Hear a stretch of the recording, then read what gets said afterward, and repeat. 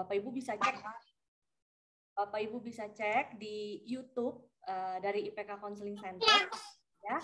Kalau untuk hari ini, The Dark Side of Parenting series-nya berjudul Parents Passing Psychosomatic to Children. Ya, wah, mungkin Bapak Ibu beberapa sudah pernah mendengar sebetulnya ya psikosomatis, tentang psikosomatis.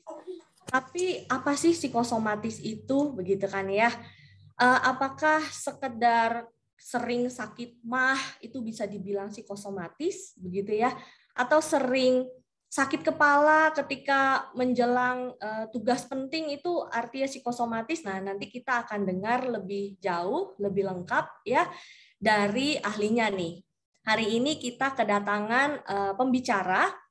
Beliau adalah seorang bapak ya bernama Bapak Robert Oloan Rajaguguk ya. Nah, mungkin bisa ditampilkan juga nih fotonya ya. Saya add spotlight. Nah, ini dia Bapak Robert Oloan Rajaguguk ya. Nah, Bapak baik, selamat pagi Pak. Nah, saya perkenalkan dulu Bapak Robert ini siapa, begitu ya? Ya, Bapak Robert lulusan dari Psikologi Klinis Universitas Padjadjaran. Beliau adalah Master of Art Clinical Psychology dari Wheaton College, Illinois. Ya, kemudian juga untuk PhD atau S3-nya beliau mengambil major di Counseling Psychology di Universitas de La Salle, Manila. Ya, Bapak Robert ini juga seorang senior lecturer, ya, seorang dosen senior di Universitas Maranatha dan seorang eksekutif director dari LK3, yaitu Lembaga Konseling Keluarga Kreatif. Ya, dengan background pendidikan dan pengalaman Pak Robert, saya yakin sekali Pak Robert punya pengetahuan, punya ilmu, dan punya informasi yang sangat bagus untuk diketahui oleh Bapak Ibu. Ya, apalagi hari ini kita topiknya pasti relate banget ya Bapak Ibu yang anak-anaknya mungkin balita atau SD ya, SMP, SMA juga nggak menutup kemungkinan, atau bahkan sebetulnya di dunia orang dewasa, di dunia kerja juga pasti pernah mendengar yang namanya psikosomatis, atau mungkin juga pernah mengalami gitu ya, tapi ragu-ragu ini psikosomatis bukan ya, atau sekedar karena kelebihan minum kopi mungkin gitu ya. Nah, nanti kita dengar ya lebih detailnya, lebih tepatnya seperti apa. Oke, nah sebelum memulai, saya mau ajak Bapak Ibu, mari kita berdoa dulu ya, supaya semua webinar ini berlangsungnya bisa dengan baik ya. Oke, mari kita berdoa. Selamat pagi Bapak, terima kasih untuk pagi hari ini kami boleh berkumpul di webinar The Dark Side of Parenting series, Tuhan. Bapak, saat ini kami mau menyerahkan acara ini sepanjang hari ini, sepanjang pagi hingga siang ini, supaya Engkau ikut campur tangan sehingga apapun yang dibagikan oleh Bapak Robert sebagai pemateri dan juga kami sebagai peserta boleh mendengarkan dengan maksimal, dengan konsentrasi penuh, dan juga didukung dengan peralatan yang memadai, dengan jaringan internet juga yang kondusif ya Tuhan. Bapak, biar pagi ini setiap orang tua, setiap peserta boleh mendapatkan berkat Tuhan. Dan juga berkati Pak Robert yang akan berbicara, biar Engkau yang berikan hikmat dan Engkau yang pakai Pak Robert sebagai perpanjangan tangan-Mu Tuhan untuk menyampaikan pesan-pesan penting bagi kami para orang tua ataupun para orang dewasa Tuhan untuk generasi seterusnya. Terima kasih ya Tuhan, dalam nama Tuhan Yesus Kristus kami berdoa. Amin. Baik, tanpa berpanjang-panjang lagi, saya serahkan waktu dan layar kepada Pak Robert ya. Silakan Pak. Baik, terima kasih Ibu Diana. Selamat pagi Bapak Ibu, saudara-saudara sekalian. Apakah suara saya terdengar dengan baik? Jelas Pak, jelas. Baik, Pak ya. Ya, terima kasih untuk undangan dari IPK, terutama IPK Counseling Center, bagi saya untuk berbagi. Secara profesi memang saya adalah psikolog klinis, dan banyak juga menangani atau mengamati juga kasus-kasus yang berhubungan dengan psikosomatis. Ada yang terus sampai dewasa dibawa, ya tentu mulainya juga dari sebelum-sebelumnya ya. Saya ingat dulu tetangga saya punya anak itu kalau stres dia cabutin rambutnya. Atau ada orang setiap kali mau ujian mulai gatal-gatal muncul. Ya, nggak tahu, anak-anak juga seringkali memunculkan gejala-gejala yang sakit fisik gitu ya. Tetapi sebenarnya tidak ada sakitnya, tapi ada juga yang benar-benar sakit begitu. Nah, bagaimana membedakannya begitu ya? Saya ingat dulu ada kasus-kasus juga orang-orang di militer begitu ya, tiba-tiba menjelang penugasan dia sakit. Gitu ya.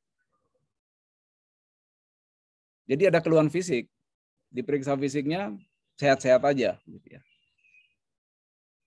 Nah, bagaimana kita membedakan mana yang psikosomatis atau mirip psikosomatis tapi sebenarnya bukan psikosomatis, hanya upaya dari orang untuk mengatasi stres yang dialami atau kecemasan yang dialami gitu ya. Ya, mungkin kemarin sudah bicara tentang kecemasan. Kecemasan itu pada dasarnya adalah upaya tidak sadar dari diri kita untuk mengatasi atau mengantisipasi sesuatu yang buruk bakal terjadi dalam hidup kita. Nah, karena semua orang pada dasarnya tidak mau mengalami hal-hal yang buruk atau yang menyakitkan, maka secara unconscious diri kita memunculkan mekanisme tertentu di dalam diri. Ya, jadi ada konflik-konflik psikologis atau proses yang sebenarnya psikologis, tetapi kemudian gejalanya muncul dalam gejala fisik. Kira-kira begitulah intinya psikosomatis, gitu ya. Jadi dia bukan penyakit yang berdiri sendiri memang karena kuman gitu ya, atau karena ada bakteri, atau karena ada sesuatu kondisi lingkungan yang tidak sehat sehingga mengganggu fungsi fisik. Jadi sebenarnya ini masuk kategori penyakit secara fisik yang seringkali dilaporkan karena ada keluhan fisik. Nah, kita akan coba mendalami beberapa di psikologi klinis, organisasi profesi sudah menyusun satu seperti pedoman ya untuk gangguan-gangguan psikologis yang biasa ditangani baik di rumah sakit, di biro-biro atau di pusat-pusat rehabilitasi psikologis ya, yang juga seringkali bekerja sama dengan dokter ya. Dan berdasarkan itu maka beberapa penjelasan yang menolong baik bagi guru, baik bagi orang tua atau profesional mengenai psikosomatis ini digambarkan di situ ya. Baiklah, saya akan menayangkan PowerPoint. Saya punya waktu kira-kira 45 menit dan sudah berjalan. Ya, ada beberapa penyakit yang dikaitkan dengan psikosomatis dan dialami di dalam keluarga. Ya, ini beberapa contohnya. Gatal-gatal eksim. Ya, ini memang ada sakitnya eksim, memang muncul begitu. Tetapi penyebabnya apa? Kebanyakan ini karena mengalami tekanan yang tidak bisa diatasi, tekanan psikologis ya, stres misalnya. Ya, tetapi manifestasi dari stres ini dialihkan ke gejala fisik sehingga muncul eksim.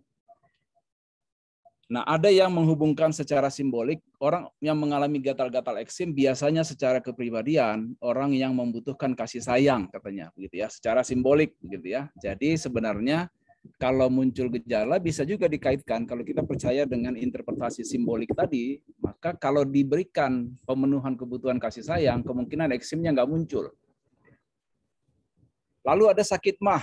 Ya, sakit MAH sebenarnya pada dasarnya adalah ada peningkatan asam lambung lalu merusak ini ya sistem dari pencernaan terutama di lambung. Jadi ada produksi gas yang berlebihan.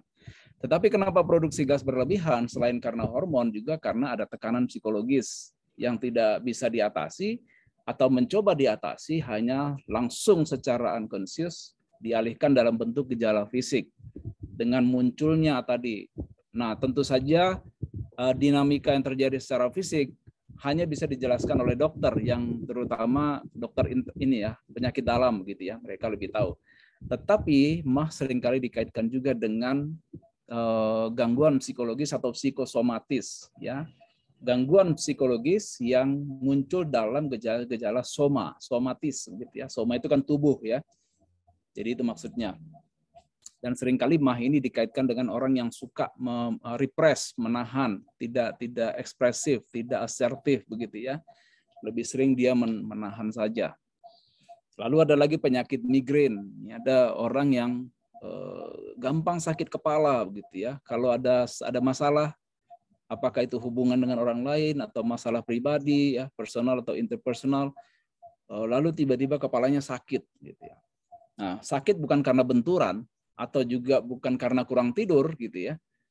Nah, kalau kurang tidur berarti itu juga mungkin memicu ya, karena ada semacam komorbidnya begitu ya. Tetapi migrain seringkali dihubungkan dengan orang yang banyak pikiran atau hidupnya terlalu kompleks sehingga dia tidak bisa menata dan menanganinya. Lalu dia memikirkan terus begitu ya. Jadi ini lalu yang diserang adalah fungsi di bagian kepala begitu ya. Kognitifnya biasanya bagian yang banyak bekerja dengan berpikir ya. Sehingga muncullah gangguan migrain. Migrain itu nyata memang sakit kepalanya, tetapi penyebabnya apa gitu ya. Kalau secara fisik tentu saja nanti dokter akan tanya apakah cukup tidurnya atau ada benturan kah atau apa. Sakit kepala kan bisa penyebabnya juga fisik. Tetapi migrain seringkali dikaitkan juga dengan gangguan psikosomatis sehingga penyebabnya berhubungan dengan tekanan psikis yang dialami. Ada juga yang jerawatnya kumat pada waktu-waktu tertentu, pada waktu stres gitu ya. Nah, ini mungkin berhubungan dengan tekanan pada perubahan hormon, lalu ini ahli kulit mestinya tahu jerawat. Tetapi yang diserang kok ini ya jerawat. Begitu masalahnya selesai jerawatnya hilang gitu ya. Ya tentu saja karena gangguan fisik tentu harus dikasih obat juga ya. Mungkin dikasih salep kah atau disuntik apa begitu ya. Ada yang menarik juga dikaitkan dengan psikosomatis yang namanya buta psikologis. Matanya tidak buta tapi dia tidak bisa melihat atau menolak melihat istilahnya. Biasanya terjadi pada pengalaman-pengalaman traumatis atau yang menimbulkan shock berat sehingga dia secara psikologis menolak untuk melihat atau menyaksikan pembunuhan misalnya gitu ya, dan dia mengantisipasi sesuatu yang buruk kalau dia mengakui bahwa dia melihat sesuatu. Jadi secara unconscious dia menolak bahwa dia melihat itu, dia tidak percaya atau tidak mau mengakui, atau secara unconscious dia mencoba menyelamatkan diri supaya dia tidak menjadi masalah karena dia melihat. Ada juga lumpuh psikologis. Tentu saja tidak betul-betul lumpuh kalau yang ini ya. Ini dihubungkan dengan konversia histeria biasanya. Orang yang menolak melakukan sesuatu. Ya. Misalnya ada orang yang dia sudah pengen pensiun tapi malah ditugaskan ke tempat yang jauh. Lalu tiba-tiba muncul namanya konversia histeria begitu ya. Dia bilang saya nggak bisa, saya sakit. Saya tidak bisa berjalan gitu ya. Dan dia kemana-mana dibopong atau diminta didorong pakai kursi roda gitu ya. Sebenarnya penyebabnya psikologis, yaitu penolakan atau keengganan untuk tidak melakukan sesuatu yang dia tidak sukai. Jadi dia banyak alasan, atau tiba-tiba minta pensiun misalnya karena sudah tidak menyenangkan tempat bekerjanya. Jadi bayangkan itu berarti orang dewasa ya. Tapi pada anak-anak gejala-gejala konversia seperti ini bisa terjadi pada anak-anak, pada orang dewasa juga begitu ya. Ya kadang-kadang anak secara polos mencoba mengelabui orang tuanya untuk menolak pergi ke sekolah misalnya. Ada nggak tuh yang gitu ya? Aduh aku sakit sini, badannya kok sakit semua ya, ini kayaknya aku harus tinggal di rumah ini gitu ya. Mungkin takut ketemu temannya yang membuli dia, atau mungkin takut karena dimarahin guru beberapa hari yang lalu, atau dia melakukan kesalahan. Jadi kadang-kadang ada semacam upaya unconscious yang muncul ya. Yang kemudian munculnya dalam gejala fisik. Nah, tentu saja kita harus bisa membedakan mana yang betul-betul ada sakitnya, mana yang tidak ada sakitnya. Biasanya kalau betul-betul ada sakit gangguan fisik disebut psikosomatis. Ya, kalau tidak ada berarti itu hanya somatisasi namanya. Artinya simptom dimunculkan dalam bentuk fisik tetapi sebenarnya tidak betul-betul sakit begitu ya. Nah, ada dua istilah jadi sebenarnya, ada somatisasi, ada psikosomatis. Ada kecenderungan orang berperilaku tertentu, misalnya berperilaku bahwa dia sakit, tetapi sebenarnya dia tidak sakit secara fisik loh ya. Secara psikis tentu saja dia sakit karena dia mengalami kesulitan atau masalah secara psikis, gitu ya. Jadi kalau dibilang sakit ya memang sakit juga, ada sakit karena dia terganggu lah, gitu ya, terganggu psikisnya. Tetapi dia kalau dalam somatisasi dia bilang saya sakit fisik karena dia tidak mungkin tidak bisa menjelaskan bahwa itu datangnya dari gangguan psikologis yang dialami. Kalau psikosomatis bisa jelas seperti tadi saya sampaikan, bisa dijelaskan dinamikanya. Kenapa munculnya gangguan psikosomatis pada fisik tertentu. Nah, nanti saya akan jelaskan kenapa itu ya. Kenapa kok sakit kepala? Kenapa kok sakit mah? Kenapa kok eksim? Begitu ya. Tadi yang saya paparkan sementara itu adalah yang dipercaya oleh para kaum psikoanalisa. Sebenarnya psikosomatis itu ada simboliknya, gitu ya. Tapi kan kita nggak puas hanya penjelasan simbolik begitu, walaupun menarik juga penjelasannya secara simbolik ya. Misalnya kalau dikatakan orang yang cenderung sakit eksim, psikosomatisnya itu adalah orang yang butuh kasih sayang, butuh dielus-elus, ya gitu ya, secara simbolik. Jadi sebenarnya kita jadi tahu apa kebutuhannya, begitu ya. Kalau orang cenderung penyakit mah, ini berarti orang cenderung memendam perasaan, lalu menelannya sendiri, kemudian asam lambung naik. Dan itu orang-orang yang cenderung kepribadian repress, tidak ini ya. Sehingga jarang sekali orang yang outgoing, yang terbuka begitu sakit mah. Gitu ya. Jarang sekali ya. Nanti coba dicek aja apa betul nggak orang-orang seperti itu. Karena dia keluarkan semuanya. Tapi orang-orang introvert seringkali menderita penyakit mah. Yang selalu menahan, orang yang menghindar konflik, begitu ya. Tapi itu penjelasan yang lain secara psikologi kepribadian. Itu menarik. Tetapi kita akan teruskan dulu ke gangguan somatisasi yang dimaksud dengan somatisasi ya. Gangguan psikologis berupa keluhan fisik yang tidak berdasar pada gangguan fisik yang nyata. Ini yang disebutkan tadi ya. Jadi tidak ada gangguan ini, simptom-simptomnya muncul sebelum usia 30. Jadi ya mungkin juga dari kecil sudah munculkan juga. Kadang-kadang ada perasaan nyeri ini, sakit gastrointestinal. Jadi keluhannya sama seperti gangguan-gangguan lain ya, yang apakah itu berhubungan dengan penyakit dalam atau gangguan dalam hubungan seksual, sebenarnya tidak benar-benar terjadi, tapi dianggap ada gejalanya. Atau gangguan neurologis, disebut pseudoneurologis. Kenapa? Karena memang tidak ada gangguan saraf gitu. Sesudah dirujuk ke dokter atau ahli saraf, oh ini nggak ada penyakitnya. Ya, ada. Nanti paling psikiater atau neurolog akan bilang, ini kayaknya perlunya psikolog, bukan ke dokter, gitu ya. Saya sering mendengar begitu ya. Orang gangguan, ngeluh-ngeluh, sakit migrain, sakit ini. Ibu apa sih yang dipikirkan? Dia malah heran, dokter kok tanya begitu? Ya saya nggak ketemu ibu penyakitnya apa, atau bapak penyakitnya apa, gitu ya. Anak ini nggak jelas juga penyakitnya apa. Ini kayaknya ada tekanan ini, gitu ya. Jadi dia tidak butuh obat sebenarnya, tidak butuh pertolongan medis sebenarnya, maka dibilang pergilah ke psikolog atau ke konselor gitu ya. Karena ini penyebabnya psikologis. Kalau teratasi tekanan psikologis, stres atau ketegangan psikologisnya, penyakit akan hilang gitu. Itu ya. Apalagi yang untuk yang somatisasi begitu. Nah, kalau psikosomatis memang ada sakitnya begitu, tetapi yang terjadi adalah proses psikofisiologis atau hubungan psikis dengan fisik karena kondisi stres itu melampaui batas ketahanan sehingga muncul gangguan dalam sistem fisiologis atau fisiknya. Jadi benar ada sakitnya gitu ya. Nyata. Jadi penanganannya selain psikis juga adalah fisik. Perlu dokter, perlu konselor atau psikolog gitu ya. Jadi kalau itu yang terjadi maka memang harus melibatkan beberapa tenaga ahli untuk mengatasi psikosomatis. Belum lagi nanti kalau gangguannya gangguan makan, ahli nutrisi yang mesti dilibatkan. Kalau dia gangguannya fisik tidak bisa jalan, fisioterapis mungkin perlu dilibatkan gitu ya. Atau gangguan kulit, maka dokter kulit harus dilibatkan juga selain psikiater, psikolog ya. Jadi gangguannya bisa gangguan metabolisme, bisa gangguan kelenjar, bisa juga gangguan sistem hormon, ya, bisa juga gangguan sistem emosi atau gangguan sistem psikoreligius, artinya apa yang orang yakini dan apa yang dia lakukan. Ya, mungkin gangguan yang berhubungan dengan rasa bersalah bisa masuk di sini, atau gangguan psikososial, kurangnya social skill ya. misalnya ada dari kecil anak-anak itu tidak punya social skill karena mungkin orang tuanya terlalu menekankan skill, kompetensi intelektual, sosial dan emosionalnya tidak dikembangkan. Sehingga muncullah gangguan-gangguan psikosomatis karena dia tidak bisa menangani tekanan-tekanan psikologis karena kurangnya kompetensi.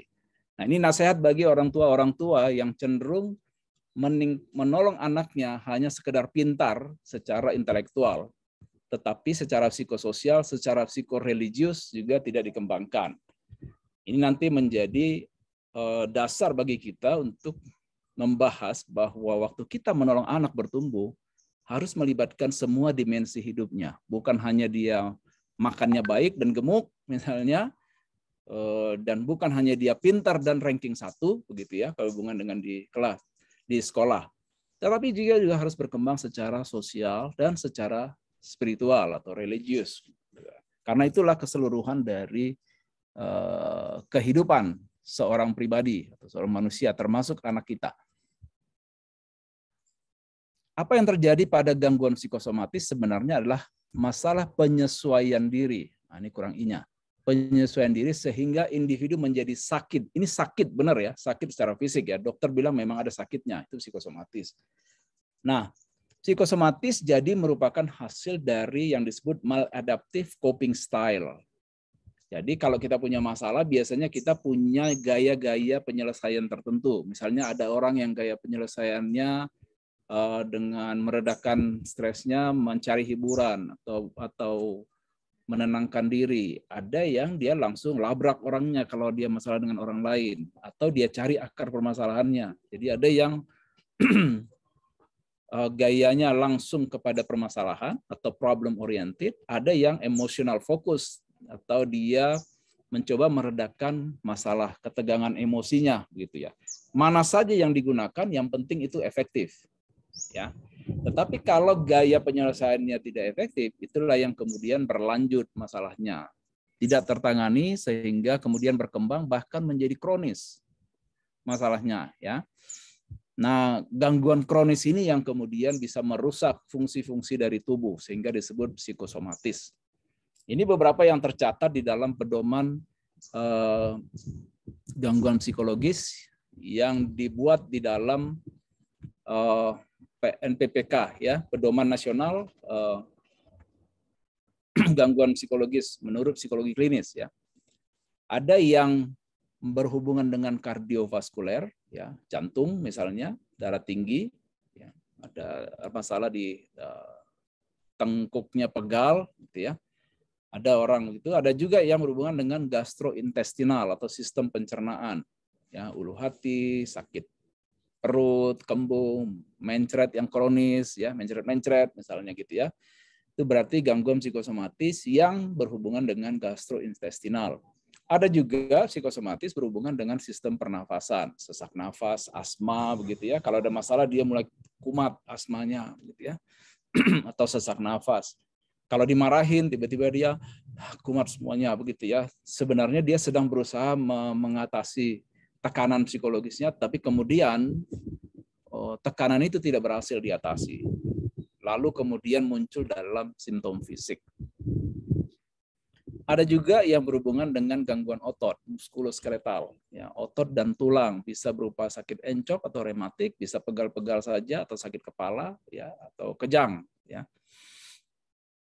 Lalu ada juga yang berhubungan dengan kulit, gangguan kulit. Tadi saya sudah sebutkan, gatal-gatal. Endokrin juga, tiba-tiba banyak keringat, sering gugup, ada masalah gangguan haid gitu juga. Itu bisa juga terjadi ya. Sampai kepada gangguan fisik yang berhubungan dengan sistem kandung kemih dan alat kelamin ya. Misalnya mengompol ya, ada anak-anak mengompol terus kalau dia dimarahin terus atau dia tidak berhasil mengatasi tekanan atau menyesuaikan diri, gejalanya ngompol. Impoten pada orang dewasa atau nafsu seksnya berkurang atau bahkan berlebihan juga gitu ya. Ada juga orang yang stres jadi punya gangguan makan gitu ya. Ya.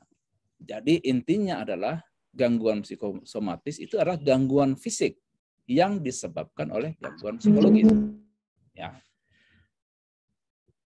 Gangguan fisik karena terjadi perubahan pada jaringan tubuh. Jadi betul-betul sakit, sehingga penderita merasakan sakit atau penyakit muncul. Gangguan penyakitnya tadi tergantung fungsi organ yang mana yang terganggu. Ya.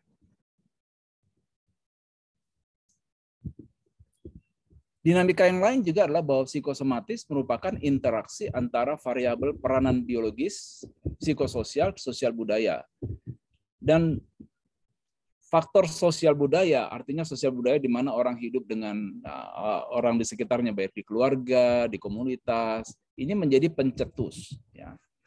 Kecenderungan seorang mengalami gangguan psikosomatis.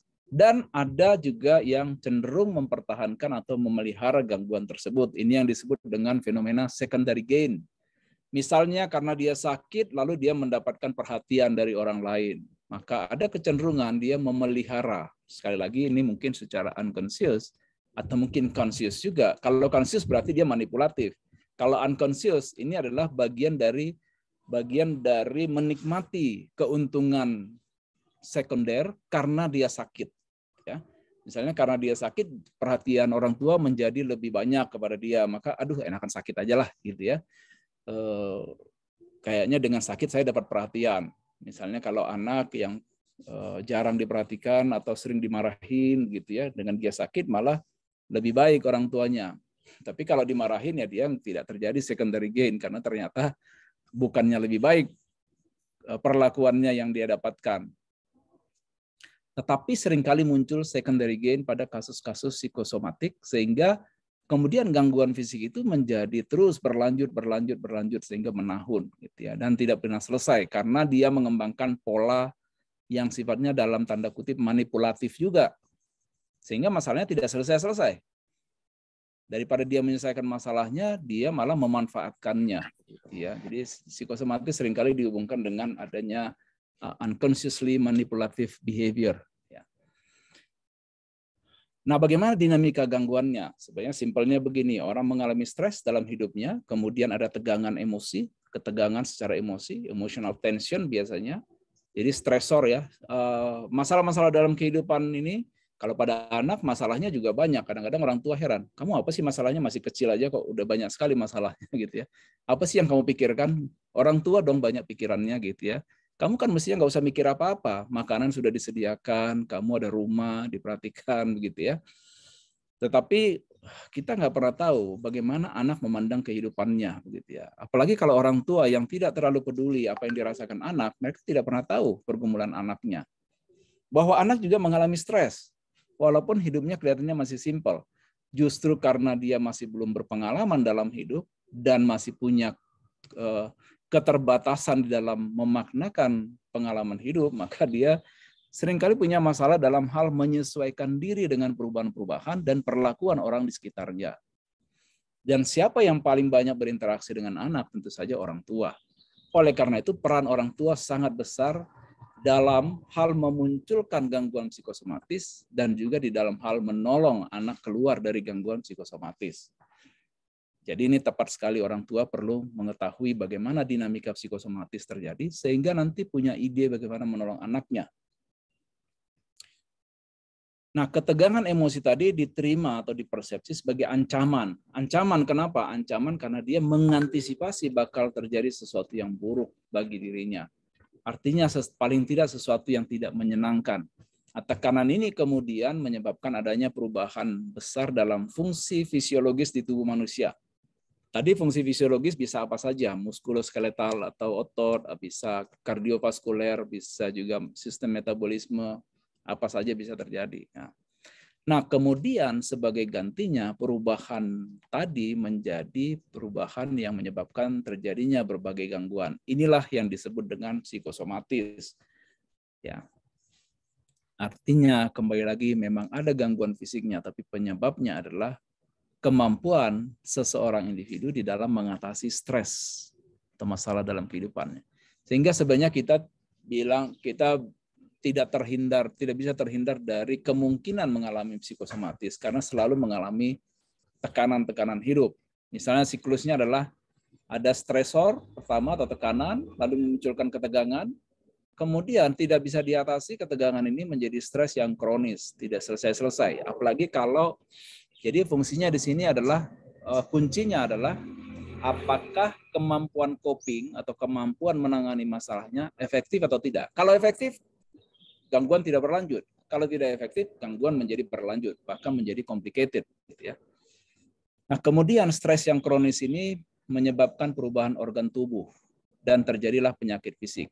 Selanjutnya penyakit fisik ini tentu saja menjadi stresor yang lain karena sakit itu sebenarnya memberikan masalah dalam hidup karena jadi tidak bisa berfungsi secara baik dalam kehidupan sehari-hari dan menjadi tekanan lagi bukan hanya tekanan bagi anak misalnya tapi bagi orang tua. Nah, pada waktu orang tua mengalami tekanan dia juga kemudian itu mempengaruhi perlakuan dia kepada anak.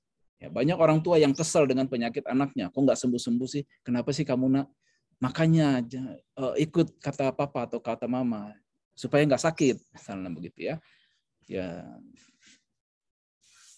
Tapi mungkin orang tua ya mestinya bisa memahami anak sakit kenapa, gitu ya. Apakah betul karena dia terserang penyakit karena ada kelemahan tubuh atau dia terserang penyakit karena ada masalah psikologis, gitu ya. Barangkali itu intinya yang kita sebagai orang tua perlu pahami apa yang terjadi. Nah, bagaimana hubungan peristiwa hidup dengan psikosomatis kalau begitu? Nah, ini mengulang lagi, kemunculan emosi negatif sebagai respon dari situasi stres. Ya. Tetapi kemunculan emosi negatif tadi tidak tergantung hanya pada sifat bawaan dari situasi stres tersebut, tetapi juga pada persepsi. Nah, yang terjadi adalah persepsi. Bagaimana anak mempersepsi atau keluar atau orang dewasa juga mempersepsi situasi yang ada dan bagaimana kadar toleransi stresnya. Jadi setiap orang itu punya kadar kemampuan untuk mentoleransi stres. Kalau kadarnya rendah maka dia akan tidak efektif di dalam menanganinya, gitu ya. Ada orang yang punya daya tahan terhadap stres, mungkin sama seperti kalau dibilang itu bangunan. Daya tahan terhadap gempa itu berbeda-beda. Ya, jadi setiap pribadi juga punya daya tahan terhadap tekanan, terhadap goyangan. Ya, kalau ada gempa begitu ya. Jadi kalau ada orang yang daya tahannya rendah, maka dia gampang sekali stres dan kemudian sulit sekali mengatasi tekanan itu. Kalau orang daya tahannya cukup baik, maka dia tidak gampang stres atau kalaupun stres, dia bisa mengatasinya. Ini yang disebut orang punya kemampuan resiliensi, ya. Daya lenting, walaupun dia ditekan, dia bisa balik lagi dan berfungsi, bahkan dia bisa produktif. Itu sebabnya juga bagaimana mengembangkan resiliensi, daya tahan mengatasi tekanan, dan juga bagaimana menolong anak kita menghadapi tekanan-tekanan hidup. Perlunya ada life skill, ya, pelatihan life skill kepada anak, sehingga dia tidak mudah menyerah. Anak-anak sekarang punya tantangan yang luar biasa, atau orang tua punya tantangan yang luar biasa, melatih anaknya sehingga punya kemampuan untuk mengatasi gangguan-gangguan atau masalah tekanan-tekanan dalam hidupnya. Sehingga pelatihan life skill itu sangat penting. Kemudian juga pelatihan untuk memberikan makna yang positif terhadap situasi negatif, itu juga perlu. Ya, itu beberapa. Kalau kita hubungkan bagaimana peristiwa hidup mempengaruhi psikosomatis yang muncul. Jadi, kalau bisa dibilang, kegagalan menghadapi emosi secara adekuat, secara tepat, melalui ekspresi yang tepat, melalui perubahan atau kerangka acuan, inilah yang beberapa ya, ekspresi, perubahan, lalu peningkatan kompetensi, lalu peningkatan emosi. Kalau misalnya gagal melakukan ini, maka menjadi kronis, gitu ya. Jadi kalau kita gagal untuk memberikan ekspresi yang tepat, gagal juga mengubah kerangka acuan. Kerangka acuan itu ada pola pikir ya. Kemudian juga gagal untuk di dalam hal kompetensi, maka akan terjadi emosi yang berlanjut dan menjadi kronis. Begitulah hubungan dari peristiwa hidup dan bagaimana kita menyikapi hidup berhubungan dengan gangguan psikosomatis yang muncul. Jadi kalau bisa dibilang bagaimana hubungan peristiwa-peristiwa hidup di dalam psikosomatis, sebenarnya psikosomatis itu adalah respon stereotipi yang efek yang merusak dari kemunculan kronis dan terkonsentrasi dalam satu sistem organ tertentu. Jadi ada istilah kalau dalam psikosomatis biasanya kenapa gangguan fisiknya muncul pada fisik tertentu, berarti fisik itu adalah menjadi satu locus minoris. Artinya Artinya area di dalam tubuh, di dalam sistem kita yang memiliki kelemahan, yang tingkat kekuatannya lebih rendah, gitu ya. Sehingga itu yang diserang. Misalnya kalau locus minorisnya pada fungsi pencernaan, maka dia akan berhubungan dengan sakit mah, biasanya kena. Atau kalau dia muncul di dalam sistem kulit, itu juga yang biasanya muncul. Jadi untuk menjawab kenapa sakitnya itu, berarti locus minorisnya ada pada area atau sistem tubuh itu. Ya. Bagaimana penanganannya? Ya. Bisa melakukan konseling atau psikoterapi, ya. Kemudian juga menolong dalam pengaturan pola makan kalau berhubungan, ya karena dia sakit lalu akan terjadi masalah dalam makan. Olahraga juga bisa menolong. Kemudian orang tua mendorong anak untuk patuh minum obat karena memang sakitnya benar-benar sakit secara fisik, maka perlu obat sesuai dengan apa yang disarankan oleh dokter. Bisa juga dengan memberikan psikoterapi, relaksasi, meditasi atau terapi pernafasan. Atau dengan memberikan homework, ya, dengan self monitoring, mempraktekkan relaksasi di rumah, biblioterapi dengan bacaan-bacaan, ya, terapi musik atau terapi psikoreligius. Ini kalau misalnya dari sudut pandang ahli, tapi bagaimana orang tua bisa melakukannya, gitu ya.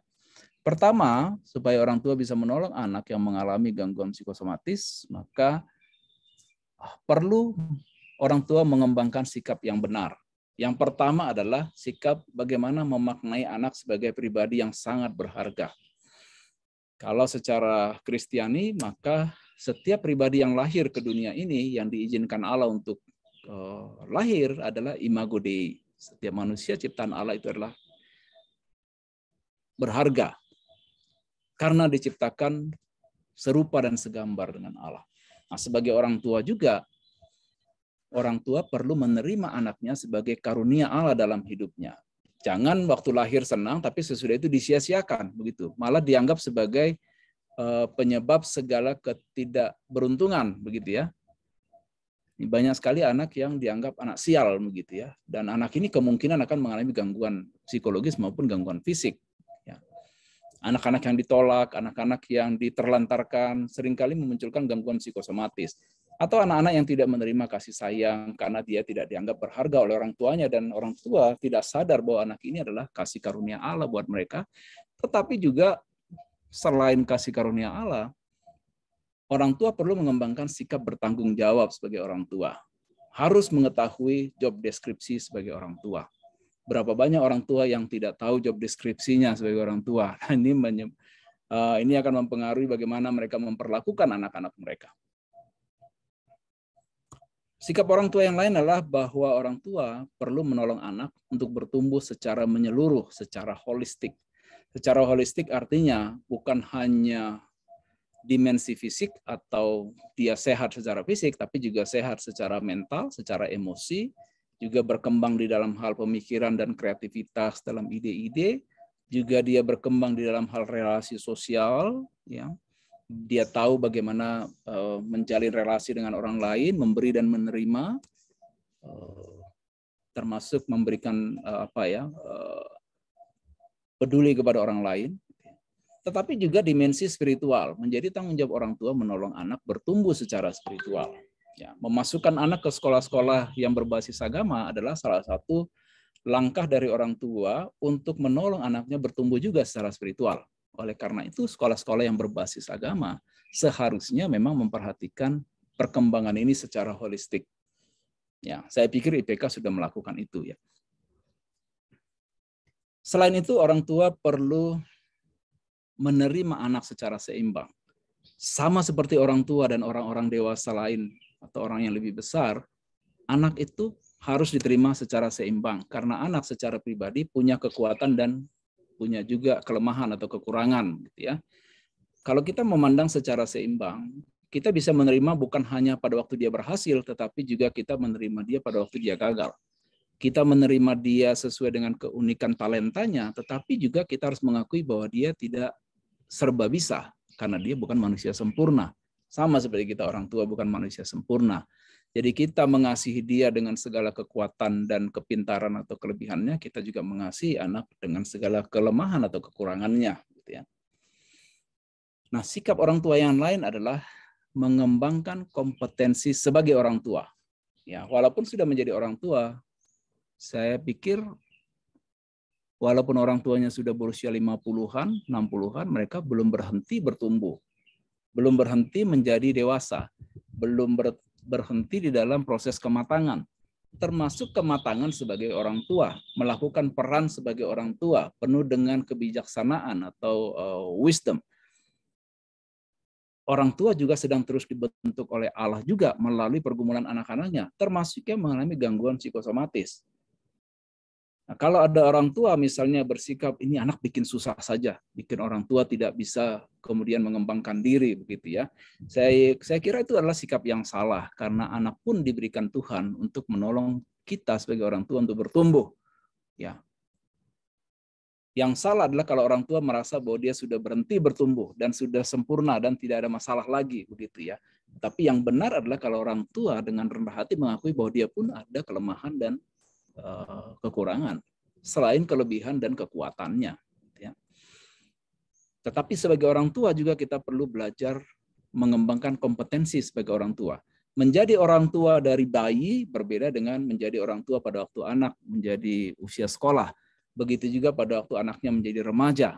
Ya, orang tua merasa kok dia nggak seperti dulu ya, gampang sekali diatur. Itu artinya anaknya bertumbuh. Kalau begitu orang tua juga harus naik kelas bertumbuh menjadi orang tua anak remaja. Sekarang kami menjadi orang tua dari anak dewasa muda. Ini punya persoalan lagi anak dewasa muda rupanya. Di mana mereka sudah mulai bisa argue, bisa lebih mandiri. Orang tua sudah mengurangi campur tangannya. Ya, baru kemarin anak kami yang laki-laki minta supaya kami sebagai orang tua memberikan keleluasaan yang lebih baik, lebih banyak kepada adiknya. Karena adiknya itu rupanya mengharapkan kami tidak terlalu banyak mengontrol dia atau membatas-batasi segala hal gitu ya.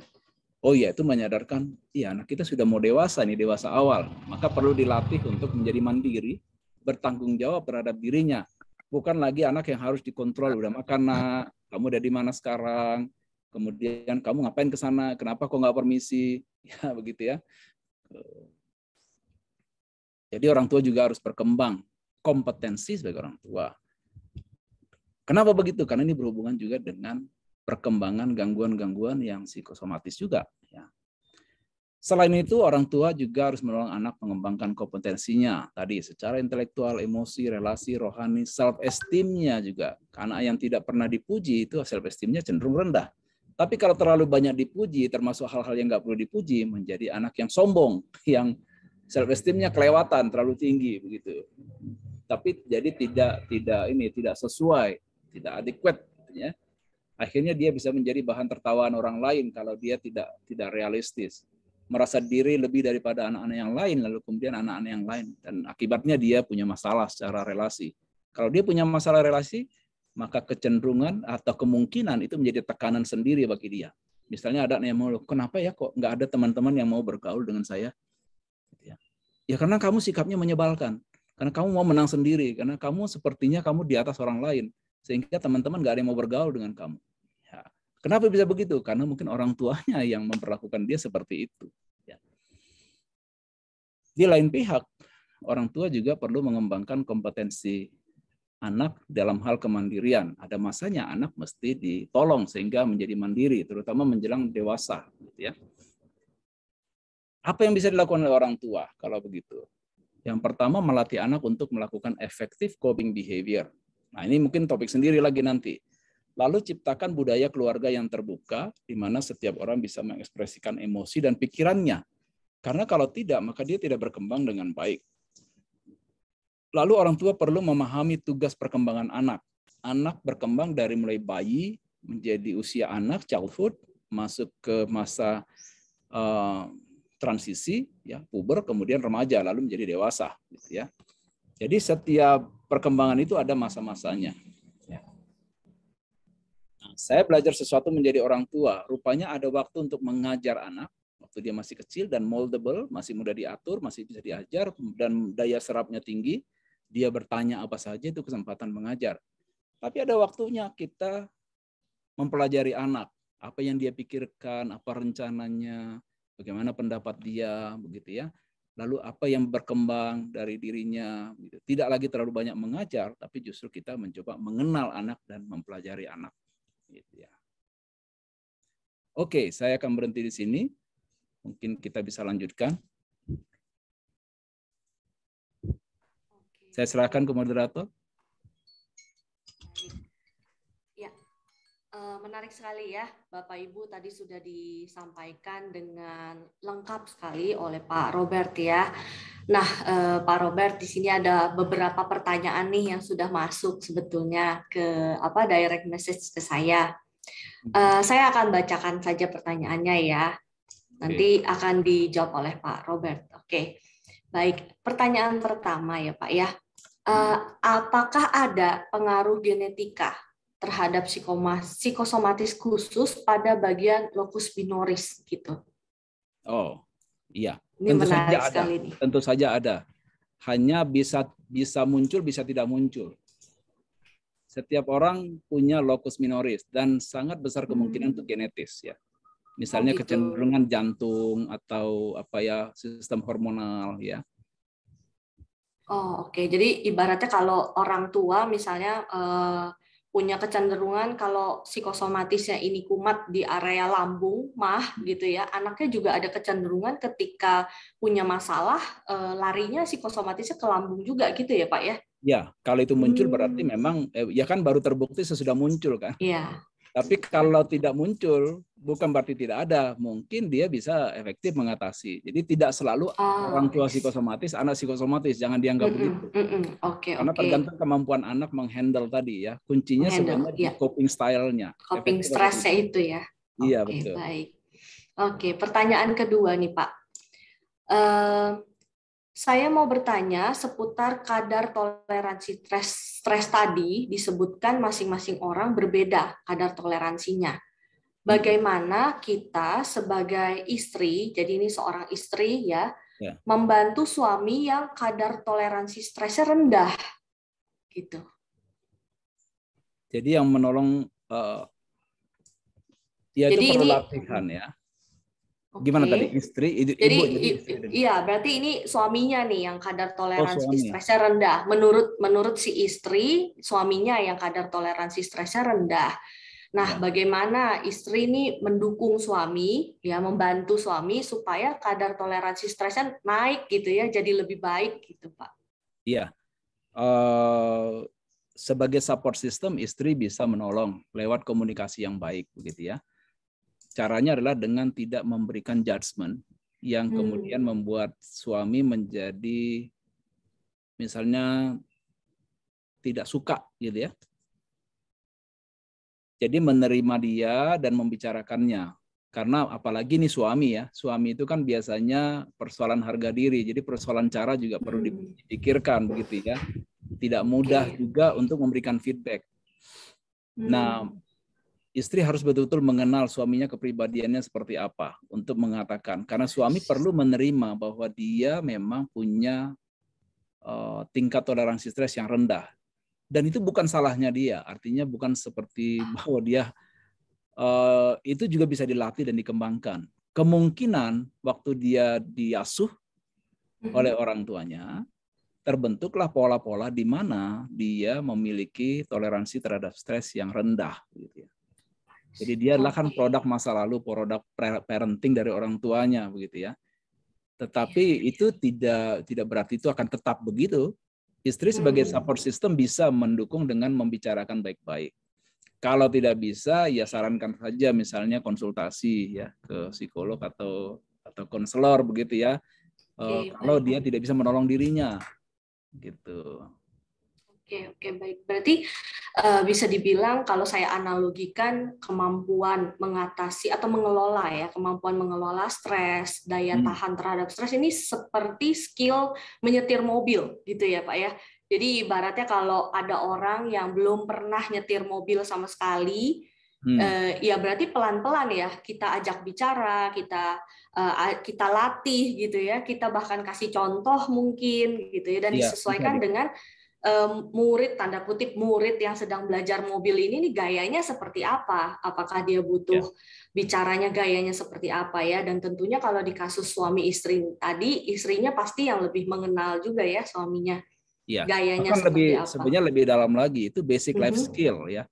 Oke. Kemampuan mengatasi stres itu bukan sesuatu yang perlu dikembangkan, karena menyetir mobil bisa saja orang nggak perlu mobil, kalau dia punya supir nggak perlu nyetir. Tapi ada itu online ya Pak?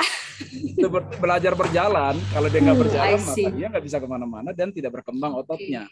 Sama juga otot psikologis, itu merupakan basic life skill. Orang tua yang tidak punya, kemungkinan waktu kecil dia tidak mengembangkannya. Nah sekarang anak-anak kita perlu diberikan kemampuan untuk coping tadi ya, kemampuan coping, karena dia akan menghadapi tekanan sepanjang umurnya, sepanjang hidupnya. Sehingga salah satu yang perlu ditingkatkan adalah basic life skill, misalnya mengatasi stres, bagaimana dia harus melakukannya. Apalagi kalau punya kecenderungan psikosomatis begini, sebelum penyakitnya muncul, nah di situ dicegahnya, gitu ya. Kalau dia punya kecenderungan, jadi dia harus tahu polanya. Oke, baik. Berarti tidak pernah ada kata terlambat juga ya Pak ya. Itu kabar baiknya ya, bahwa selama masih hayat di kandung badan gitu istilahnya ya, selalu ada waktu dan kesempatan untuk melatih life skill daya tahan stres ini ya. Dan itu bukan sesuatu yang menetap yang kita terima aja. Memang saya orangnya begini. Nah, itu malah menurut saya terlalu fatalistik. Karena itu adalah sesuatu kemampuan psikologis yang bisa dikembangkan di dalam kehidupan. Dan itu akan menolong kita lebih happy ke depannya. Kalau kita bisa mengatasi stres kita, maka kita nggak perlu kena psikosomatis, nggak perlu ke dokter, nggak perlu repot, nggak perlu terinterupsi kerjaan-kerjaan yang lain, begitu kan. Mengganggu sekali kan. Kalau misalnya, aduh gue lagi migrain nih, kenapa lagi banyak masalah ya? Gue nggak ngantor ya? Ya oke, nggak ngantor. Nah kalau nanti udah dewasa selalu begitu, temannya bilang, dia mah lagi ini kayak lagi banyak masalah, dia pasti lagi kumat tuh ininya, eksimnya gitu ya. Nah, sebelum itu terjadi, bisa dengan melatih diri mengembangkan coping style yang efektif ya. Setiap orang punya coping style yang efektif yang dia harus kembangkan. Baik. Oke. Nah, saya lanjut ya, Pak ya. Ini banyak pertanyaan Pak, tapi direct message semua ke saya. Gitu. Jadi identitasnya memang tidak ingin disebutkan ya. Baik. Nah, pertanyaan selanjutnya, ini orang ini bertanya nih Pak, gimana caranya mengetahui bahwa coping stres itu sudah efektif ya, apabila stres itu sendiri sebetulnya sudah tersimpan di ketidaksadaran gitu. Jadi bagaimana cara tahunya ya bahwa dia sudah berhasil gitu, coping stresnya sudah efektif, sudah berhasil. Iya, tentu saja ukuran pertama adalah gejalanya tidak muncul. Iya, tetapi juga kadang-kadang ada yang dia hidden saja kalau ditekan. Nah, kalau nanti tinggal tunggu ada pemicu, kalau muncul lagi berarti belum selesai. Iya. Oke, bagi yang ingin bertanya, misalnya ingin bertanya secara langsung ya, dengan open mic, silakan raise hand ya. Jadi silakan klik raise hand, nanti saya bisa sebutkan namanya, Bapak atau Ibu siapa yang mau bertanya boleh ya. Jadi tidak selalu harus direct message ke saya. Oke, baik Pak. Berarti gejala psikosomatisnya sudah tidak terlihat. Itu ciri yang paling awal, yang paling cepat untuk kita ketahui ya. Ada dua ukuran sebenarnya. Tekanan emosinya menurun, itu berarti gejala yang emotional focus. Dan masalahnya selesai. Kalau problemnya, sumber permasalahannya selesai, itu berarti dia efektif tuh copingnya. Oke, dari segi emosi dan problemnya sendiri teratasi. Iya, betul. Iya. Nah, pertanyaan selanjutnya ya, apakah anak yang pendiam, tidak berani, terus penakut gitu ya, itu juga ciri-ciri dari psikosomatis gitu, Pak? Mungkin bisa dibilang rawan ya, bukan ciri-ciri, karena kalau ciri berarti gejalanya muncul. Dan kita bisa kenali dia kalau stres selalu kenanya di organ yang sama. Berarti ini baru rawan ya, kita melihat potensi nih. Dengan kita melihat anak kita kayaknya gugupan, takut, nggak berani maju, gitu misalnya nggak berani nanya padahal ada pertanyaan, di situ orang tua perlu lebih aware bahkan ya, Ya. mengenali life skill apa nih yang perlu kita latih gitu ya dari anak kita gitu ya. Justru itu macam alarm pertama ya. Iya, iya. Kan tadi intinya ketidakmampuan menghandle persoalan dan lu membuat tekanan. Nah, ini rawan untuk memunculkan gangguan psikosomatis. Kalau nanti begitu terus bertahun-tahun, tinggal menunggu waktu yang mana yang lagi lemahnya muncullah itu semuanya. Penyakit itu ya. Oke. Nah, ini melanjut pertanyaan yang tadi ya, Pak. Ya, sebenarnya gimana sih, Pak, mengajarkan anak supaya daya tahan stresnya ini bagus gitu, Pak? Apalagi melihat anak-anak dari usia dini gitu ya, Pak. Gimana sih cara ngelatihnya, Pak? Saya kira begini, harus dimulai dengan orang tua ya. Karena skill itu dicontohkan lebih baik. Bagaimana dia mengatasi. Lalu kemudian yang kedua, orang tua perlu mengenali kepribadian anak. Tipenya yang mana. Jadi sekarang saya mengakui bahwa setiap orang tua mesti belajar psikologi kepribadian.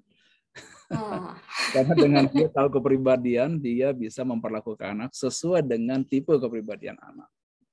Misalnya yang introvert akan berbeda dengan yang ekstrovert ya.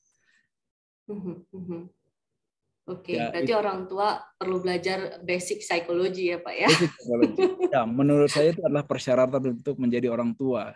Karena kalau enggak, akan banyak yang lewat. Jadi menjadi satu keuntungan. Ya lewat baca-baca buku boleh, YouTube juga kan sekarang banyak tuh ya. Kalau ada yang perlu dipelajari orang tua, psikologi perkembangan anak atau perkembangan sepanjang masa usia, jangan cuma anak karena kita juga berkembang gitu ya. Kita ada di posisi mana nih? Apa tantangannya dalam usia seperti itu? Jadi jangan sampai juga pikir saya melakukan semuanya untuk anak, tapi kamu tidak melakukan apa-apa untuk dirimu sendiri sehingga akhirnya frustrasi sendiri karena dia juga perlu mengembangkan skill-skill kehidupan pada usia tertentu kan. Jadi kalau orang tua tidak mengembangkan dirinya, maka dia akan sulit menolong anaknya. Baik. Berarti ini selalu dimulai dari orang tuanya dulu ya, Pak ya. Orang tuanya punya daya tahan stres, punya kemampuan mengelola stres yang lebih baik, punya pemahaman tentang ciri kepribadian anak. Kalau yang ekstrovert perlu ngapain, introvert perlu ngapain gitu ya. Nah, ini ada juga nih Pak pertanyaan ya. Kayaknya ini buat diri dia sendiri juga nih, buat sebagai orang tua. Ibu ini justru penasaran, ada nggak sih Pak step-step latihan buat diri sendiri ya supaya jadi orang tua yang toleransi stresnya itu perlahan-lahan juga semakin bagus gitu ya, karena ya ini ibaratnya kalau sudah jadi parent itu kan memang sudah produk masa lalunya udah banyak ya Pak ya, dan sekarang dengan usia yang katakanlah tidak terlalu muda gitu ya, sudah punya anak. Tapi masih PR-nya masih banyak nih, PR life skill-nya, yaitu daya tahan stresnya masih perlu dilatih. Ada nggak Pak panduan step-stepnya mungkin 1, 2, 3-nya gitu Pak? Nah kalau sudah menjadi orang tua berarti sudah menjadi kepribadian dewasa ya. Betul. Dan toleransi terhadap stres itu kan terbentuk dari tahun-tahun kehidupan sebelumnya. Jadi dia perlu mengenali, ya bagus sekali kalau mengenali, oh saya ini kayaknya toleransi terhadap stresnya rendah nih gitu ya. Oke, apa yang bisa dilakukan? Ya mengembangkan diri di dalam mengatasi tekanan-tekanan dalam hidup. Terutama pertama perlu mengenali pola. Ada orang yang polanya reaktif. Jadi kalau ada masalah langsung selesaikan, tidak dipikirkan dulu nanti akibatnya. Kan ada orang langsung pokoknya labrak aja dulu, urusan belakangan, tapi masalah menjadi lebih sulit. Ada juga yang mikir terus lama, nggak selesai-selesai, nggak pernah diambil tindakan gitu ya. Terlalu banyak pertimbangan. Nah, mengenali diri itu langkah awal. Nah, kalau kita sudah tahu mengenali diri, mengenal diri gitu ya. Kelemahan kita di mana, kekuatan kita di mana. Lalu kemudian kita bisa mencoba melakukan bagaimana saya cara mengatasinya. Misalnya tadi kalau terlalu banyak mikir, ya belajarlah mengambil keputusan, belajarlah ambil resiko begitu ya. Kalau orang yang cenderung reaktif lalu main sistem labrak saja, problem langsung pokoknya didatangi orang itu, dan itu kemudian tidak menyelesaikan masalah. Ya belajar menahan diri, gitu ya. Atau bertanya kepada orang lain begitu. Kalau ada kecenderungan kita kalau sendiri itu salah terus begitu ya. Karena ada orang yang begitu reaktif. Ada juga orang yang impulsif, ya hanya pokoknya Apa yang senang buat dia lakukan. Tapi kan seringkali kalau kita hanya mendasarkan kepada kesenangan dan kepuasan kita, itu bermasalah waktu kita berhubungan dengan orang lain. Kalau kita hanya hidup di dunia sendiri di hutan sih nggak ada masalah gitu ya. Tapi kalau ada orang di sebelah kita, ada tetangga gitu, kita nggak bisa hidup sebebas-bebasnya seperti yang kita mau. Terserah saya dong begitu. Ya lu bisa bilang terserah saya kalau lu hidup sendiri. Iya, betul. Iya kan? Okay. Jadi belajarlah mengenal perbedaan kita dengan orang lain. Lalu belajar untuk juga bagaimana saya bisa menjembatani hubungan atau saling menerima perbedaan, menghargai, respect. Karena setiap orang itu kan pasti punya perbedaan. Jangan perbedaan orang lain lalu kita anggap sebagai kelemahan. Oke. Hanya karena kita merasa itu kekuatan kita. Bisa saja dia itu kelemahan dia, tetapi nah kalau gitu kita coba tawarkan bagaimana bisa menolong dia.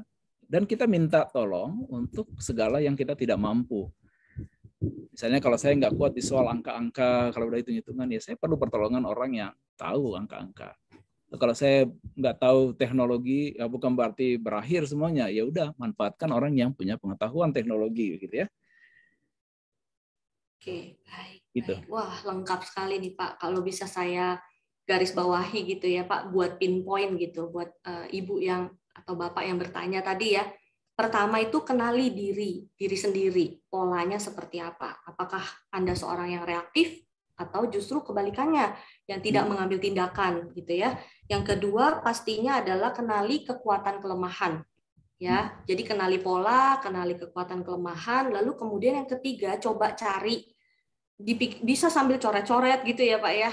Sambil menulis, mencoret-coret diagram gitu misalnya, oke, pola saya selama ini selalu reaktif, berarti cara mengatasinya seperti apa. Tadi ada saran-saran yang menarik banget dari Pak Robert ya, menahan diri, second opinion. Kadang-kadang kita kalau lagi marah, emosi gitu ya, atau lagi stres, itu seringkali sendirian, lupa bahwa ada orang-orang yang sangat mungkin kita tanya, kita ajak diskusi gitu ya.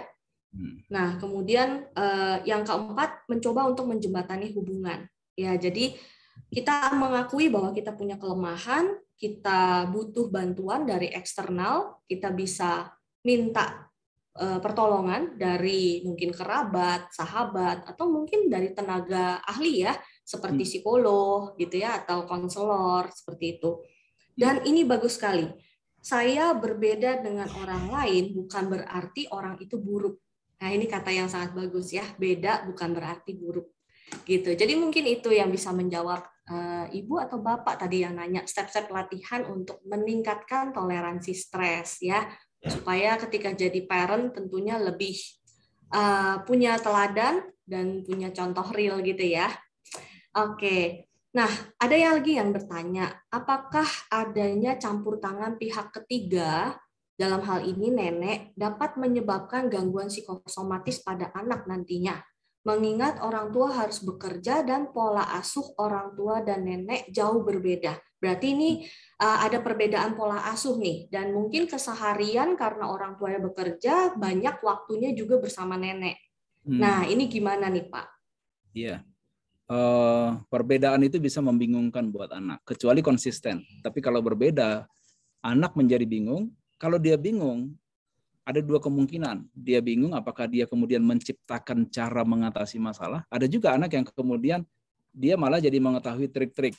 Tapi kalau dia bingung terus, akhirnya dia menjadi skillnya tidak berkembang. Jadi nggak selalu berbeda itu malah membuat anak pasti akan psikosomatis. Tergantung apa yang berkembang pada anak itu. Kadang-kadang kecerdasan anak membuat dia tahu bagaimana cara mengatasi. Juga ya, mengatasi, kalau nenek begini, kalau ayah, ibu begini. Jadi itu sangat tergantung kemampuan personal dari anak itu. Oke, kemampuan personal si anak untuk menyerap kedua pola yang berbeda ini ya.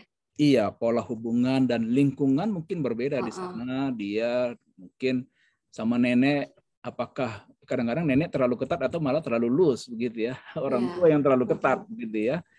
Nah, di sini kemungkinan fungsi kecerdasan itu akan menolong anak juga ya. Ya, karena dia bisa mencerna apa yang terjadi, lalu dia bisa mencari jalan sendiri. Gitu ya. Jadi nggak selalu anak potensial, iya, perkembangan tuh potensial, perbedaan tuh potensial membuat masalah. Tetapi selalu tergantung pada persepsi, bagaimana dia memahami, memaknakan. Jadi bukan kondisi yang membuat otomatis psikosomatisnya, tapi kemampuan anak secara personal. Oke, baik. Memungkinkan nggak ya Pak? Ini saya jadi tertarik dan pengen bertanya juga nih Pak, melanjutkan yang tadi ya.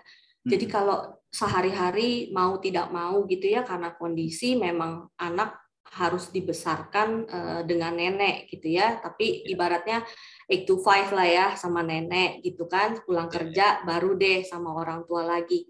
Memungkinkan nggak ya kalau saya sebagai orang tua misalnya sudah menyadari ada perubahan itu, tapi kemudian ketika anak ini bersama dengan saya melakukan penekanan gitu Pak, dengan pola hal-hal tertentu, sehingga si anak ini yang tadinya bingung mungkin jadi punya pondasi yang lebih kuat gitu, karena ibaratnya saya kasih remedial gitu. Saya kasih remedial. Jadi nilai-nilai yang harus dimiliki itu yang seperti ini loh, pola yang harus dimiliki itu kayak gini gitu. Memungkinkan nggak sih Pak itu?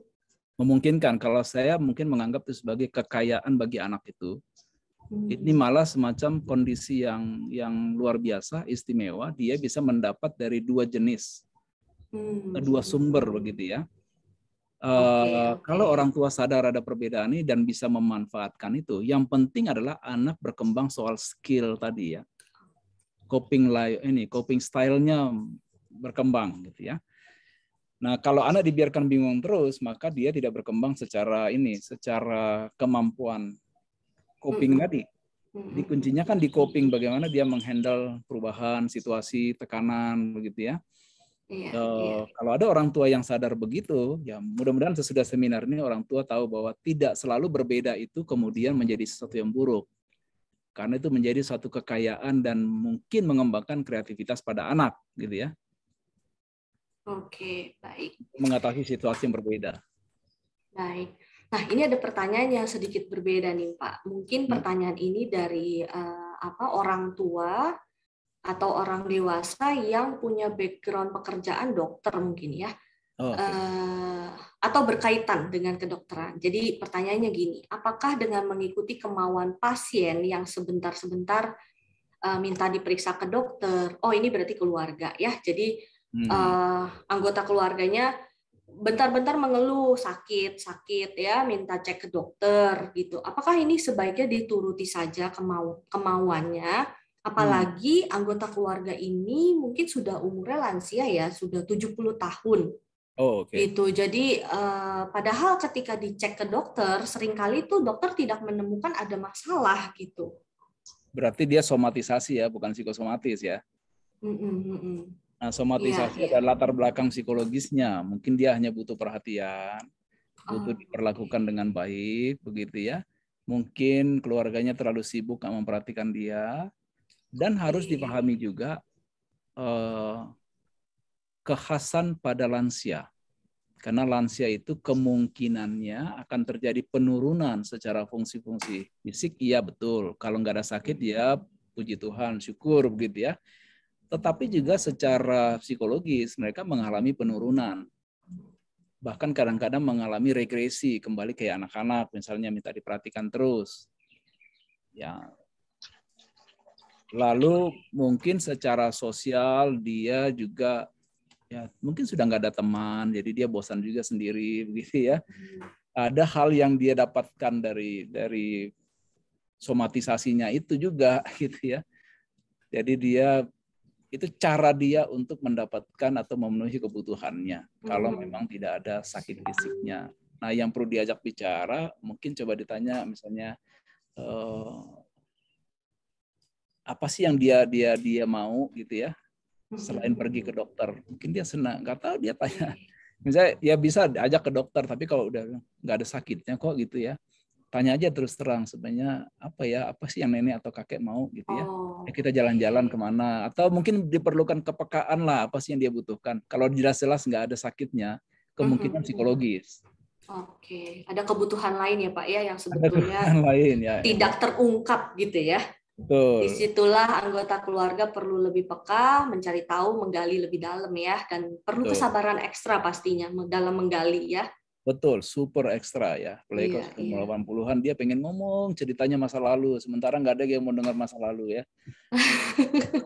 Iya, Apalagi iya. ngomongnya itu terus karena orang sudah tua Mm-mm. ada terjadi penyempitan minat yang dia ingat mungkin hanya tinggal itu dan itu saja yang diomongin. Oke, baik, baik. Namanya juga sudah mulai terjadi penurunan ya. Nah, ini ada dua pertanyaan nih, Pak. Yang pertama ini terkait dengan sekolah online, Pak. Jadi karena sekarang pandemi semuanya online, otomatis kan interaksi sosial dengan anak-anak seumuran berkurang ya. Sedangkan tadi salah satu life skill sebetulnya adalah social skill gitu. Nah, ada gimana ya Pak ya cara mengatasinya nih dengan kondisi seperti sekarang ini? Iya, memang penuh keterbatasan ya. Maka adaptasi kebiasaan baru itu bukan cuma sekedar semboyan sebenarnya. Kita mesti mencari cara-cara lain ya dengan memikirkan bagaimana social skill anak tetap terpenuhi ya. Karena mau tidak mau mereka harus ditolong juga. Jadi cara-cara yang kreatif yang perlu dipikirkan oleh orang tua. Lewat Zoom juga kadang-kadang anak-anak senang kok gitu ya mereka. Iya mungkin harus sedikit keluar dari aturan orang tua, namanya juga adaptasi ya. Tidak bisa yang sama pada waktu onsite memungkinkan, sekarang waktu online tidak ya sama juga aturannya. Sehingga satu perlu memikirkan bagaimana nih penyesuaian dirinya. Lalu juga perlu ada kerelaan. Sepanjang itu tidak membuat celaka bagi anak atau tidak membuat dia berdosa, ya sudah cara-cara kreatif bisa dilakukan, dikembangkan. Situasinya mesti beda-beda. Bahkan keluarga-keluarga, misalnya kalau kita punya support suami istri tertentu, coba create satu kegiatan di mana anak-anak kita bisa bermain juga secara virtual. Misalnya. Oke. Mungkin bisa juga lewat komunitas-komunitas kecil ya Pak ya? Iya, Yang betul. komunitasnya isinya orang tua dan ada anak-anaknya. Nah, anak-anaknya ini mungkin memungkinkan ya, jadi kayak pertemuan kecil gitu ya. Ya. Jadi di saat seperti itulah anak-anak ini kita kasih kesempatan melatih social skill-nya secara real dan kalaupun belum memungkinkan ketemu berarti ya lewat kegiatan online ya, entah main game bareng lewat Zoom gitu ya Pak ya. Ya, orang tua sebenarnya tidak perlu mengasuh anaknya sendiri. Jadi satu kebiasaan baru bagi Pak Sutri Muda adalah coba buat create satu community. Bisa 3, 4 atau 5 pasangan suami istri, kalian berteman, lalu anak-anak juga nanti punya teman. Jadi anak tidak perlu sendiri. Yang anaknya tunggal pun dia punya teman, ya, punya sahabat gitu ya. Jadi orang tua harus meng-create sebenarnya social life-nya anak. Karena dia memperluas jaringannya juga gitu ya, sesama orang tua dan anak-anak itu. Sambil orang tua membangun persahabatan di antara sama Pak Sutri, anak juga jadi kemudian ini belajar mengembangkan persahabatan di mana dia nyaman karena sudah kenal dari kecil misalnya. Oke, baik. Nah, satu pertanyaan terakhir nih Pak. Mungkin ini juga pertanyaan yang sudah tersimpan di hati para orang tua ya. Tadi di materi juga sempat disebut ya Pak ya, antara psikosomatis dengan mencari alasan untuk menghindari sesuatu ya, malingering lah ya. Kalau di psikologi kita tahu malingering gitu. Itu komorbid, gitu ya, kayak berkaitan. Nah, kalau ini terjadi pada anak, katakanlah anak SD, tiap kali mau ujian atau tiap kali mau ada tugas apa gitu ya, kumat psikosomatisnya. Dan ini orang tua seringkali mungkin bingung ya, ini jadinya mesti diapain gitu. Di satu sisi orang tua paham bahwa ini adalah gejala psikosomatis ya, tapi di sisi lain orang tua juga mungkin aware bahwa ini jangan-jangan cuma alasan ini buat menghindari tugas. Nah, baiknya gimana ya Pak? Apa dipaksa untuk nggak mau tahu, pokoknya tetap ikut gitu ya? Ikut ujian atau ikut field trip, misalnya kalau dia nggak suka field trip, kita tetap dorong, paksa gitu ya? Atau kita jadi malah ya udah nggak apa-apa, nggak usah ikut gitu. Atau gimana Pak respon orang tua? Ini penting ini. Kenapa anak sampai takut? Berarti dia takut gagal. Kenapa dia takut gagal? Hubungannya dengan orang tua apa? Dia takut mengecewakan orang tua. Apalagi orang tua sering memberikan statement yang mengancam atau bernada mengancam atau membuat sesuatu dia yang menjadikan dia mengantisipasi sesuatu yang buruk terjadi kalau dia gagal. Gitu ya. itu kan menjadi tekanan ya bagi anak ya sebelum ujian. Ya, nah ini dia. Mencoba memenuhi ekspektasi orang tua yang kadang-kadang terlalu tinggi juga gitu menjadi tekanan bagi anak, dan itu tentu saja berpotensi membuat dia ya bergumul gitu ya, jadi nggak bisa konsentrasi. Ini ada satu hal yang orang tua perlu lakukan ya, jangan menampilkan diri sebagai seorang tua yang super, karena kita juga tidak super. Sekali-sekali membagikan kegagalan kepada anak, tentu saja kegagalan yang bukan sesuatu yang apa ya, yang ya kegagalan dalam hidup lah yang wajar gitu ya. Itu akan menolong anak juga untuk lebih rileks gitu ya. Oh, papa saya juga pernah gagal gitu ya. Dan yang tentu saja akhirnya konsekuensinya kita tetap menunjukkan kesayang kita walaupun dia gagal. Sehingga dia tidak perlu stres. Itu caranya menurunkan sedikit stres. Lalu dia bisa perform sesuai dengan kemampuannya tanpa diganggu oleh tekanan-tekanan tadi. Kadang-kadang anak menjadi tidak perform sesuai dengan kemampuan karena lebih banyak tekanan-tekanan itu yang dipikirkannya. Nanti kalau nggak dapat 9, itu ayah marah nih, gitu ya. Gitu. Jadi setting standar yang tidak realistis buat anak, lalu anak tidak diterima kalau gagal, hanya diterima kalau berhasil, itu menjadi sesuatu pola yang tidak baik bagi anak karena menimbulkan tekanan sendiri unconsciously, begitu. Berarti sikap orang tua dalam memberikan ekspektasi, harapan itu perlu diatur kembali ya.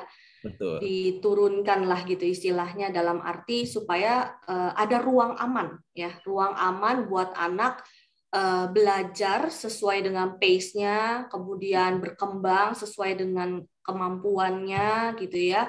Kita tetap challenge anak untuk bisa meraih sesuatu yang lebih baik buat diri dia tentunya, bukan hanya sekedar angka begitu ya. Tapi yang pasti izinkan anak untuk sesekali gagal gitu ya. Jadi pada saat dia gagal, dia belajar untuk melihat bahwa orang tua saya tetap menerima saya, orang tua saya tetap mengasihi saya apa adanya, dan orang tua saya tetap support bahwa I can try next time gitu ya. Saya bisa coba lagi, lebih baik lagi gitu. Bahkan yang tadi Bapak ceritakan, orang tua kadang-kadang boleh juga ya sharing bahwa papa atau mama kadang-kadang juga gagal gitu ya. But it's okay, we can try next time gitu ya. Itu membuat anak juga lebih, khususnya anak-anak yang mungkin memang basicnya standar dirinya tinggi ya, karena memang ada anak-anak yang tipenya seperti itu. Nah, dengan dia lihat orang tuanya juga lebih rileks, kalau gagal ya bisa coba lagi, dia juga standarnya dia bisa lebih longgar gitu ya. Betul.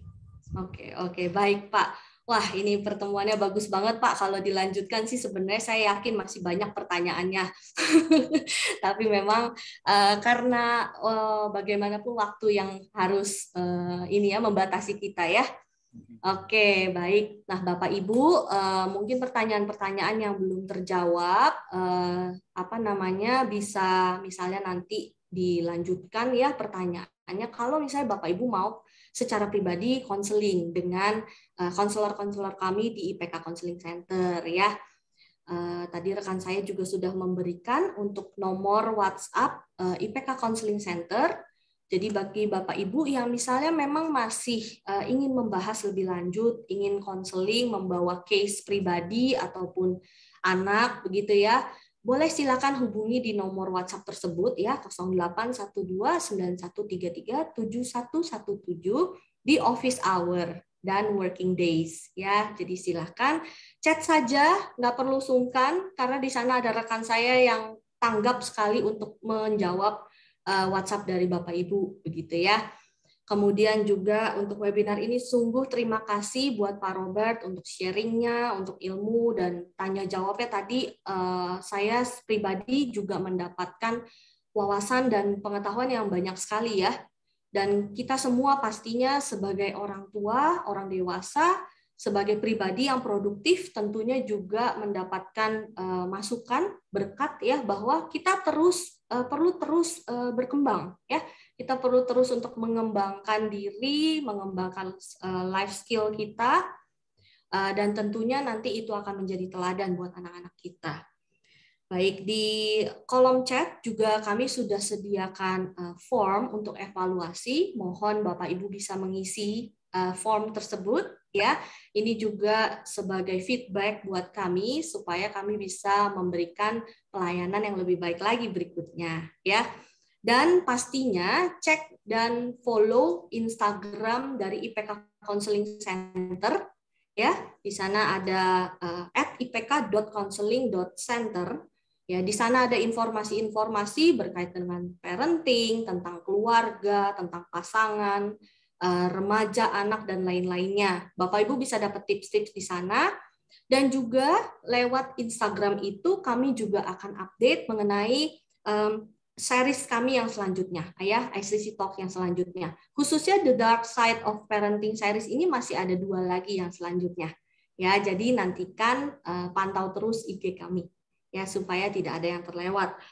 Baik, sekarang jam 11.19 saya akan pimpin untuk tutup doa, atau mungkin Pak Robert boleh Pak untuk berdoa Pak untuk tutup acara ini. Oh iya, mari kita berdoa. Bapak di surga, terima kasih untuk kesempatan saling berbagi mengenai peran orang tua di dalam menolong anak, khususnya di dalam mengatasi masalah-masalah psikosomatis. Kami percaya Tuhan bahwa Engkau yang sudah mempercayakan kami sebagai orang tua dalam mendidik, menolong, mengembangkan anak kami bertumbuh secara holistik. Engkau juga akan memampukan para orang tua yang ada di sini dan kami semua ya Tuhan. Biarlah Engkau melimpahkan kasih-Mu kepada para orang tua sehingga mereka betul-betul mengalami kasih Allah, termasuk juga mensyukuri segala apa yang sudah Tuhan izinkan terjadi dalam kehidupan mereka, bahkan pada waktu mereka diasuh oleh orang tua. Dan ini juga mendorong kami sebagai orang tua untuk mengasihi dan secara rendah hati mau belajar mengembangkan diri untuk anak-anak kami, sehingga mereka pun bertumbuh dengan baik, terutama di dalam hal keterampilan hidup yang dasar dalam mengatasi setiap persoalan, sehingga masalah bukan menjadi sesuatu yang menakutkan, tetapi menjadi sesuatu yang menolong kami untuk bertumbuh. Terima kasih untuk kesempatan pada hari ini. Kami terus berdoa supaya IPK Counseling Center juga bisa melayani lebih baik lagi para orang tua, para siswa, dan juga siapapun yang Tuhan percayakan untuk dilayani. Terpujilah Engkau ya Tuhan, dalam nama Yesus kami berdoa. Amin. Amin. Baik, terima kasih Bapak. Oke.